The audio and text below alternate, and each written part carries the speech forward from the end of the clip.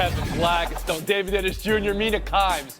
Pendulumically speaking, an NBA second round for the ages. What's real? What's still left to be decided? Also 20 points, 3 assists, 10 turnovers, the debut of Caitlin Clark. And happy NFL schedule day. We're tracking the schedule for tonight's reveal. Let's go around the horn. Look at that thing. Just show me where the burgundy and gold is. Getting a preview looking at that. That was the condensed view, by the way. That's what it said on the spreadsheet. Is there any other time? So the pregame MVP ceremony, and then 40, 13, 7, and 0 turnovers for Jokic. I mean, I had open lane, and I just, I'm a freak of nature, and why not to show my athleticism? I want to talk about the defense on Jokic, whether you see it as a Gobert failure. He's the defensive player of the year, and he's allowing that 40, 13, and 7. Or a Wolves game plan failure in general, or just the mark of inevitability. You're playing against a 3-time MVP. David Dennis Jr., around the horn to you. And can the Wolves come back from it? This is Nikola Jokic reminding us that sometimes you got to pop out and show people, and that's exactly what he did. Rudy Gobert has actually been pretty good defensively against him for the first part of this series, was holding him to 40% shooting when he was the primary defender. But last night, Jokic put together 70 points, either scored or assisted on, with no turnovers. That has never happened in the playoffs since they've started recording turnovers. And when Gobert was his primary defender, he was 8 for 9. He eviscerated him and topped that off with a third quarter that was maybe the best quarter we've seen from Jokic. Now, can the Timberwolves come back from this? Depends on how you look at it. They have some answers here, and it all is on the shoulders of Karl Anthony Towns. When he is the primary Jokic defender and Gobert is on the baseline, the Nuggets are 5 for 18 defensively, and offensively, they're doubling Anthony Edwards more than they have all series, which makes him the primary offensive person. So if he steps up, then they have a shot here. The problem is it's Karl Anthony Towns having to step up and be poised and aggressive, and we have not seen that so far in his career in the playoffs, so I don't have faith in him to do that. Mina, on the micro of last night, Jokic, the game he had, and where the defense against him factors in. Yeah, you know what's so wild? He was, 8 for 9 against Gobert, and yet I don't think Rudy Gobert played a bad game. Anthony Edwards afterwards said defense wasn't actually a weakness. Sometimes the MVP just MVPs. I'm paraphrasing, but he's absolutely right. This was much more about Jokic solving the T-Wolves defense like he was solving a Rubik's Cube, as he so often does. He is simply the best player in the NBA, and Gobert couldn't do anything about it. I thought he was pretty good. As far as whether the Wolves can come back in this one, I think it's going to have a lot to do with Mike Conley's availability. You saw in this game how much they need him as a facilitator. The offense looked really disjointed without him. You don't want Karl Anthony Towns as a ball handler as much as he was. That, to me, will be the biggest factor going forward. Pablo Torre. Yeah, and the Wolves have been trying different things. They have been making adjustments. This adjustment was, hey, we're going to play this guy straight up with the Defensive Player of the Year. We're going to stay back and let, Jokic be the source of our problems. It turns out that Nikola Jokic is so creative as a player, having the greatest quarter of his career, by the way, that third quarter, Tony. 3 MVPs in 4 years. The best quarter of his life was the third quarter. You can't do anything about that. And I'm not here to make excuses for Rudy Gobert. I'm just here to say that he's done that to Anthony Davis, to Bam Adebayo. He would have done it to everybody. And so the Nuggets, of course, have adjustments for those adjustments. Now, what do you do if you're the Wolves? You hope that Anthony Edwards actually does more than a little Michael Jordan karaoke, maybe give us 50 next time. And yeah, Karl Anthony Towns, hey, could you also do a little bit of Scottie Pippen? Could you just have these guys play out of their minds to counter the fact that they have puzzle solvers and solutions in every possible way on the other side of this? And now, Professor Kevin Blackstone, I'm so happy to see you here today, Kevin, because the last time we saw you, you said this series was over. And the pendulum has swung so wildly in this entire playoffs. But, of course, with the Nuggets here on the micro, is Minnesota playing Jokic the best they can, the right way? Is there any move? Well, first of all, I'd just like to say my prediction the other week was not incorrect. It's just that the game has turned out to go the other way because the Denver Very Nuggets are incorrect. that much better, and I underestimated just how good the Joker is on offense because he is absolutely marvelous. And you can see that he took it personally when they put the Defensive Player of the Year on him just to go at him. There's nothing else the Wolves can do defensively with that player. I mean, he's now shooting about 60% from the field. He's averaging about 10 assists, and this is the last 3 games over the wins.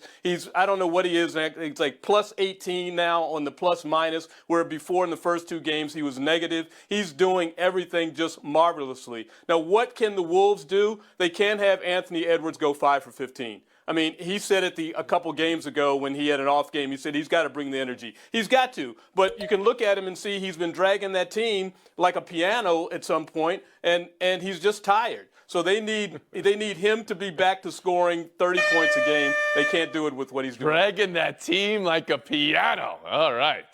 Spoken like a true jazz man. We've been Horn. We'll move on. Knicks 121, Pacers 91. The pendulum swings again. A beatdown. And now a question. Why not pendulum swing it this way? Have the minutes caught up to the Pacers? Plot twist. Tyrese Halliburton has been kind of light on, light off in this series. Brunson's vertical on his jumper. It was being tracked by some when he had the terrible Game 4. Game 5 was back up another 1.5 inches. And then Dante's Inferno, and then 7th Avenue. You have people here who will amputate body parts for Brunson and DiVincenzo and Hart right now. Pablo Torre, how do you make sense of this series? Take away from last night. Yeah, the most likable team in not more than recent memory, since 1971, I guess, Tony, in New York Knicks history. Happens to be the toughest team that I can recall. And look, I'm going to say some things that make me sound like I'm doing some Tom Thibodeau karaoke. But you have in Jalen Brunson, a guy who'll score 40 for you. Yes, he's the one-on-one threat the Knicks need to win these games. But everybody else around this team actually embodies the concept of grit.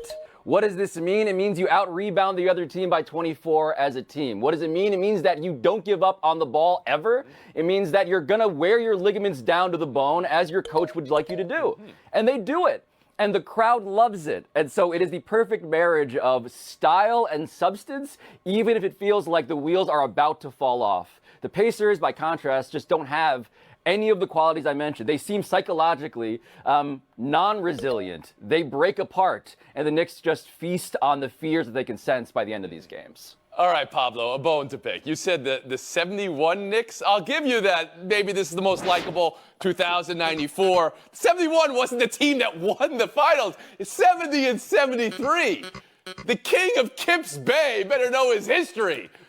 Let's go to Mina Kimes here. Take away from last night. We already knew Jalen Brunson was the best player in the series. That's no surprise. What was surprising, although some of the performance in the regular season should have foreshadowed this, was the impact that going ultra small with Miles McBride in the lineup would have on Brunson, who was very aggressively doubled all game by Indiana. But the games they were able to run with McBride, the screening opened up space for Brunson to go to work, in addition to, of course, the rebounding that we saw from Josh Hart and Hartenstein. These Knicks, to me, look like the better team. And it would be so alarming, too, from Indiana's perspective, is that they went ultra small. They shot poorly from 3, the Knicks, and they still won. That does not bode well for Indiana. David Dennis Jr., take away from last night. The takeaway is that we have 2 teams that are in their own little bubble of unpredictability. But what you have here is a Knicks team that is hurt, which means they can't really string a couple of great games together. And you have a Pacers team that's young, inexperienced, does not play defense, and they can't string together a couple of great games. So you'll have games like you have couple games ago where the Pacers look like they're going to blow the Knicks out for the rest of the series, and a game like last night where the Knicks look like they're going to blow the Pacers out. So, it's hard to really sort of see where it's going forward, but I do think the Pacers can win Game 6, and it's all about Halliburton. Only 9 shots. That team is 0 for 3 when he doesn't get up 10 baskets. After the talk he was talking in Game 4. I hear you there on Halliburton, Blackistone after the horn. Yeah, and the Pacers haven't lost at home, so that bodes well from as well. But Tyrese Halliburton's got to show up. He's got to be consistent. He can't disappear as he has in parts of this this series. And of course, the Knicks are just deeper. I mean, whoever they tap on the shoulder seems to respond. And Hardenstein on the offensive, Knicks on the are offensive deeper, glasses, absolutely deeper for a team that is are. playing 7 players. And you know, the minutes has become such a joke for all of us on the show because we like negging Frank Isola a little bit, but that was 43 minutes yesterday for Jalen Brunson in a game that was 30 points. I mean, maybe that could have been take off the last 6 to 8 minutes. Live to fight another day. We've been Horn. One more story here. Happy NFL schedule day. Let's go to the big board. Yes! All right. So that's a lot to take in. I recognize that. But I have a question here because now with the release today that Netflix will be getting 2 Christmas Day games, and ESPN Plus is getting a game this year, and Peacock and Amazon Prime and NFL Network like years past, YouTube TV with the Sunday Ticket you know about already. NFL fans will need more than just the traditionals to watch games every game this year. And that is now seeing it play out in the schedule. Multiple KC games will be streaming only this season. Mina Kimes, how do you consider that all? Net positive, net negative, no real net effect either way?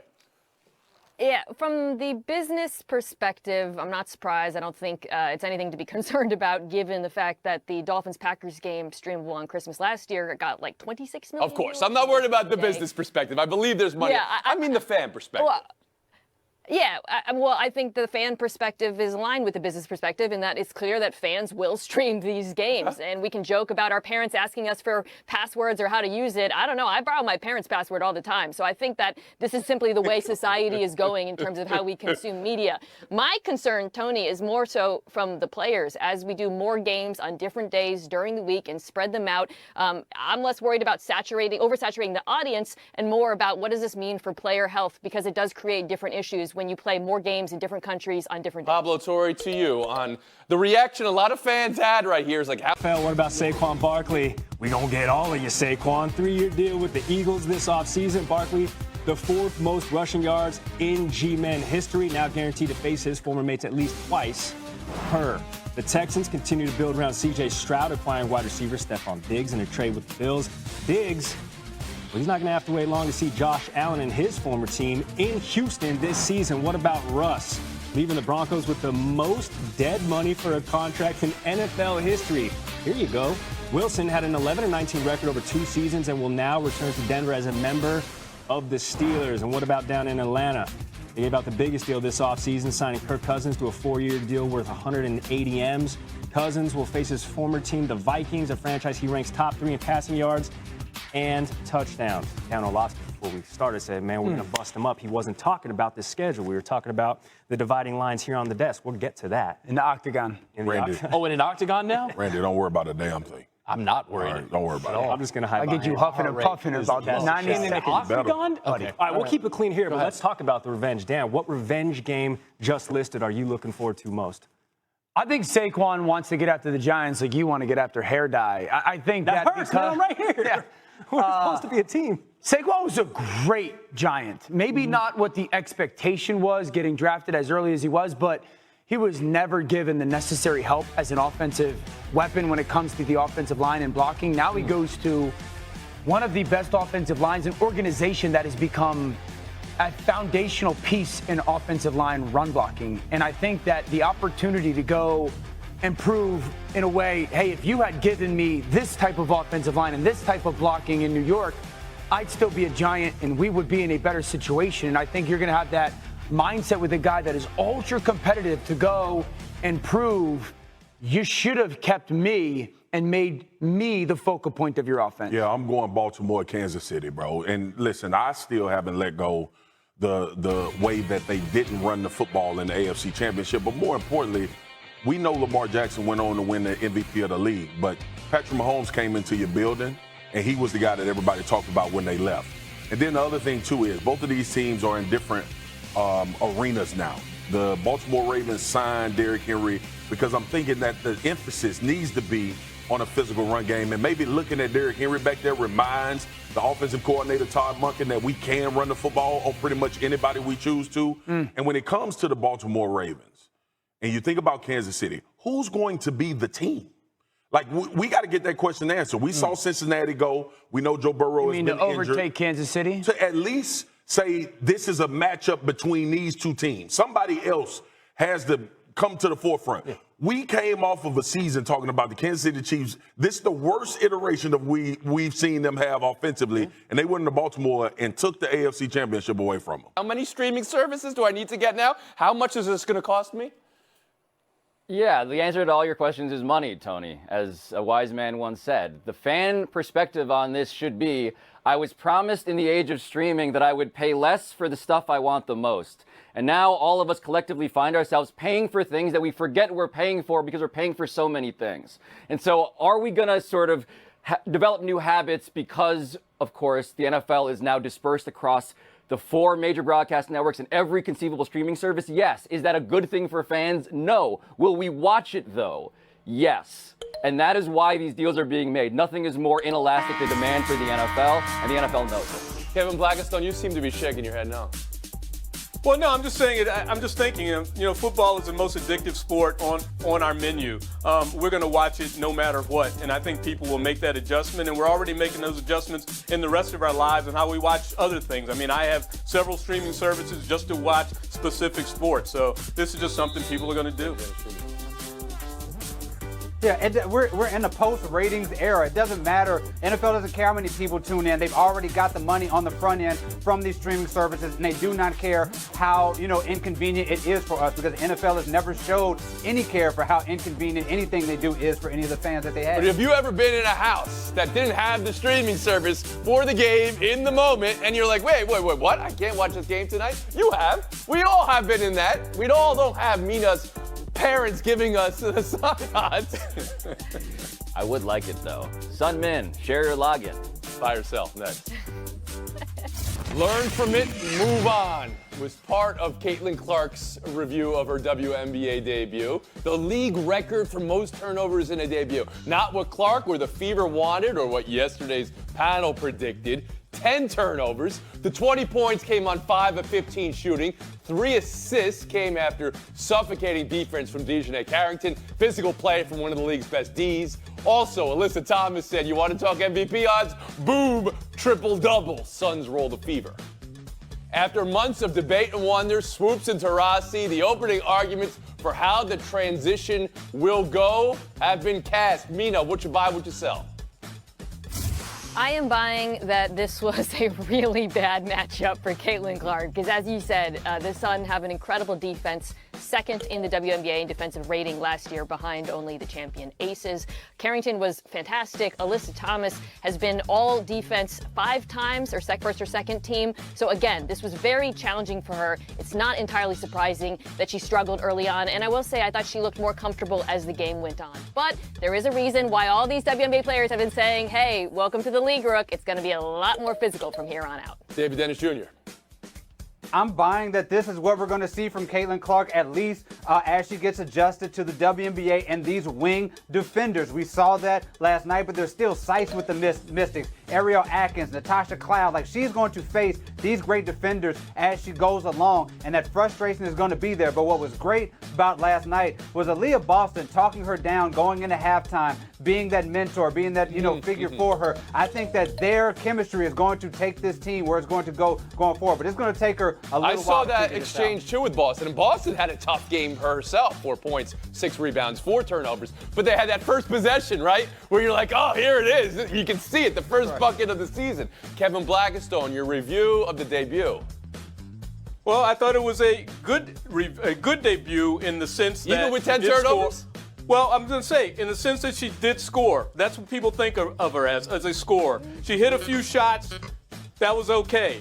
But she's going to get better. As the only panelist here who was at Michael Jordan's first game when he scored 16 points, had 6 assists, about 7 rebounds, something like that. It's all been forgotten. And so this game, those 10 turnovers that you mentioned, will be forgotten because she will begin to shine as the season goes on. And she Okay, but I'm asking you today. I'm not saying you need to make a ruling for all eternity. Pablo Torre, on your review of yesterday's debut.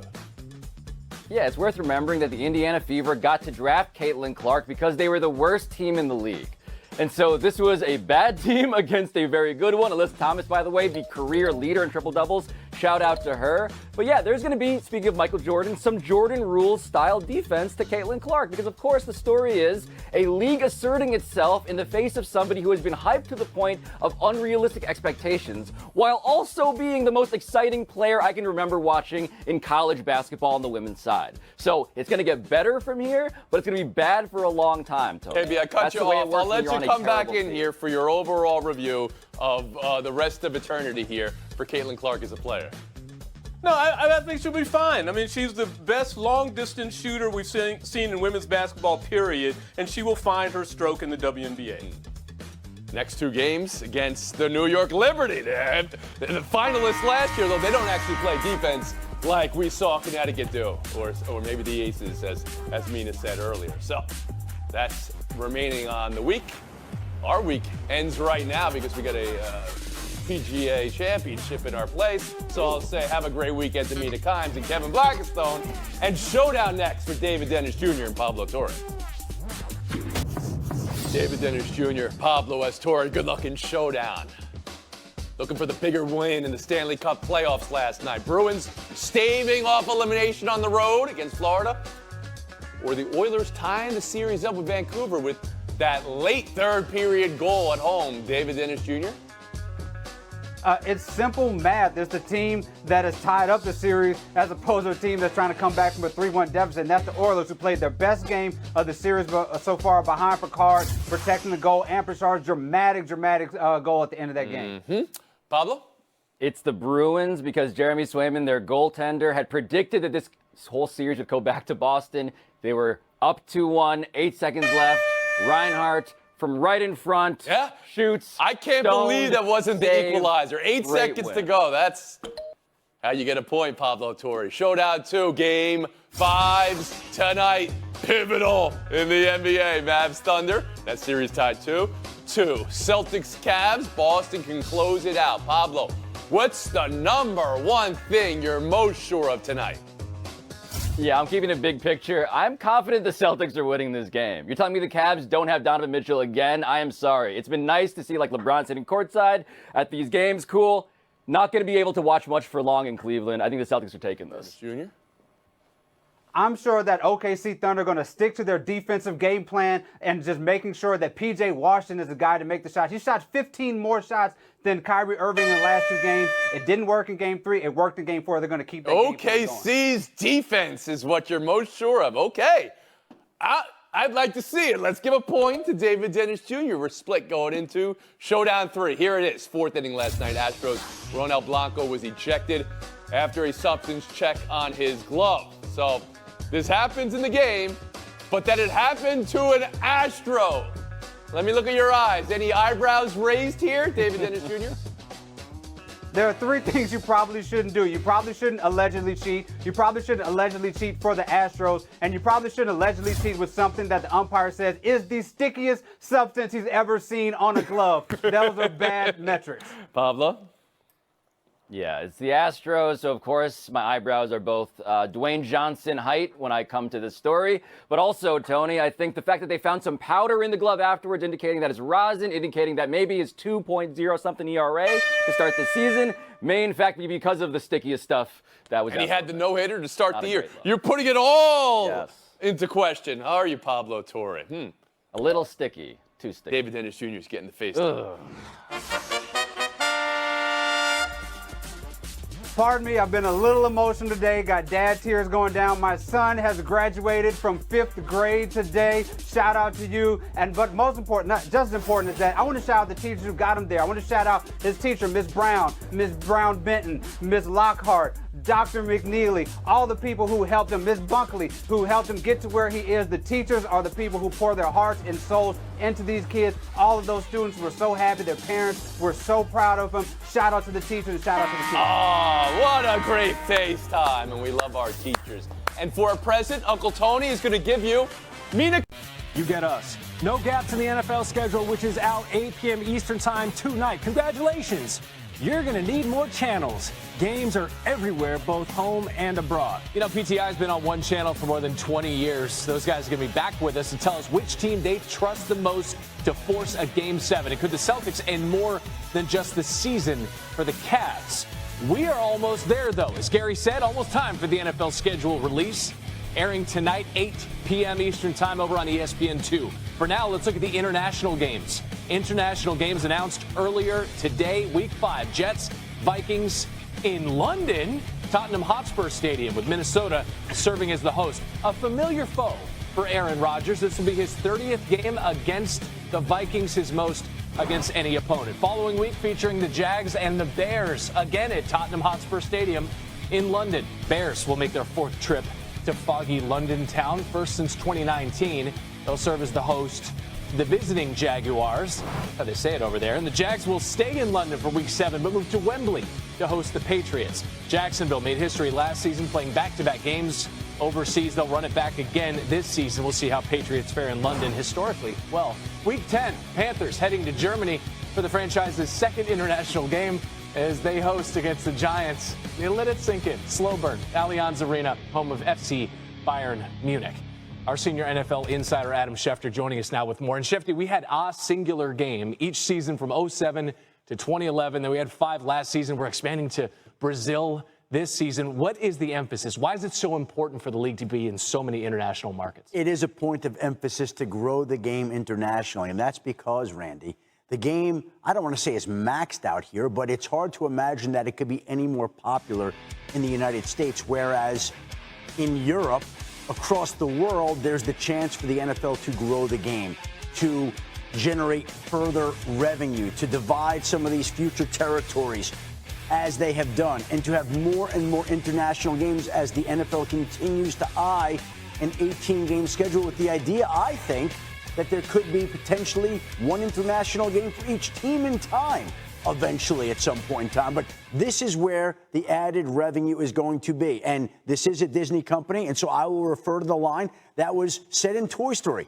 to infinity and beyond. And that's how the NFL owners think about these international games, to infinity and beyond. We can catch more of Adam Schefter not too far beyond, just on ESPN2, 8 p.m. Eastern for the full schedule release. Schefter, thank you, sir. Thank you. All right, this just in, 2 NFL games will air on Netflix this season on Christmas Day as part of a new deal. Patrick Mahomes and the Chiefs will face the Steelers, and reigning MVP Lamar Jackson, Netflix and Steel. And then the Ravens will take on C.J. Stroud, Stephon Diggs, Gary, and the Texans. The first games on Netflix represent a rare regular season game on a Wednesday. More on the schedule release ahead on SportsCenter. Dan Orlovsky and Marcus Spears standing by with their most anticipated matchups of stars set to face off against their former team. We have schedules. Something's got to give as our NBA reporter Tim McMahon is on the scene in OKC, joining us now. Tim, fantastic to see you. Kyrie, 2 games with less than 10 points in this series, Game 4 being one of them when he just had 9 points. What are the Mavs saying about how they can get him going tonight? Well, Kyrie gives the Thunder credit. They've been loading up against him and Luka Doncic. He said every time he's coming off the screen, he's seeing a crowd. He's seeing 3 defenders in front of the ball. And he emphasized he's making the right plays. He doesn't want to necessarily force things, but he does think there are things he can do along with Luka Doncic, 2-man game type of things. Maybe they can get out and transition, ways that they can create easier opportunities for each other, because obviously with those two combined for only 37 points per game. Yeah, Baltimore should have grounded and pounded again. Bring it back to the octagon, just because you wanted to bring private stuff to the public. Yeah, and I was. Be a long night for you, bro. I was just trying to. Long night, short fight though. Yeah. Long night, short fight. Kansas City and Baltimore, no 2 teams with the shortest odds to win the AFC, according to ESPN Bet. Might not be easy for the Ravens though, or really any team in the AFC North. They own each of the 3 toughest schedules next season, based on last year's records. That's partly because they play each other twice. Yep. But then you have the Bengals all the way down at 17th there, the benefit of a 4th place schedule. So, Dan, the question comes to you. When you look at the AFC North as a whole, you see those rankings schedule-wise. Which of those teams you feel is best positioned to weather the storm of their upcoming schedule? I'm going to take the Bengals. And respectfully, can we do the strength of schedule conversation and just strictly around the quarterbacks? It's last year's teams. They're totally different this year. So it's really about what quarterbacks you have to play. The Bengals have, at worst, the guy that's the 2nd best in the NFL. And it's weird because the Bengals have a little bit, almost it feels, been forgotten. They haven't been talked about because of the injuries and multiple people on their football team, specifically Joe Burrow last year. We're talking about a quarterback that's coming back, finally has an offseason a little bit where he can play a little bit, and now he's got to stay healthy. I completely agree with that. Yeah. T. Higgins, motivated to go get a new contract. Jamar Chase, motivated to go get paid. I love their draft pick out of Alabama, Jermaine Burton. And as much as I love Tyler Boyd, who used to play that slot role, I think he's going to be great. They signed Mike Gesicki down in the red zone. I just think this Bengals offense, as good as it's always been, is going to be just as good, if not a tick better. Yeah, I'm going Baltimore, man, and I'm not going to remove what I saw last year from this team. And I know some changes have been made. And I'm in agreement with you about Joe Burrow because he's the only one we've seen do it against Patrick Mahomes and be able to go a step further. But I'm not going to act like Lamar Jackson doesn't equalize everything, even when you are working from a deficit. I think the addition of Derrick Henry, though, is going to be crazier. Gus Edwards was a big back. Sure. Gus Edwards had a really good year. Derrick Henry is a different animal. We're talking about a Hall of Fame running back that you add to a backfield. And now with an offense that has spread everybody out, that's created more room for the run game. And also with Lamar Jackson taking a step, I believe, last year in pushing the ball downfield with Zay Flowers and those wide receivers. And then, too, man, like, the great thing about this division is you got Mike Tomlin, who's the model of consistency. You got Harbaugh, who's been a model of consistency. These teams are playoff Cleveland teams. could have the best roster in the division. Don't know what the quarterback situation going to be. So that's the issue with them. But I'm going to go with the Baltimore Ravens right now because they seem to be the team that is going to show you consistency more so than everybody else. And to your point with Cincinnati, it's just because of injuries with Joe Burrow. Yeah, he's got to stay healthy. It's a fair question mark. All right, Ravens a slight favorite to win the division according to ESPN Bet, just like us, minus 220. If it's a 2-on-2. Yeah, bet the house. In the octagon. Oh, we're going to keep him mobile. Bet the house. Swagoo. Buddy, he's going to be huffing and puffing. Back with more a little bit later in the show.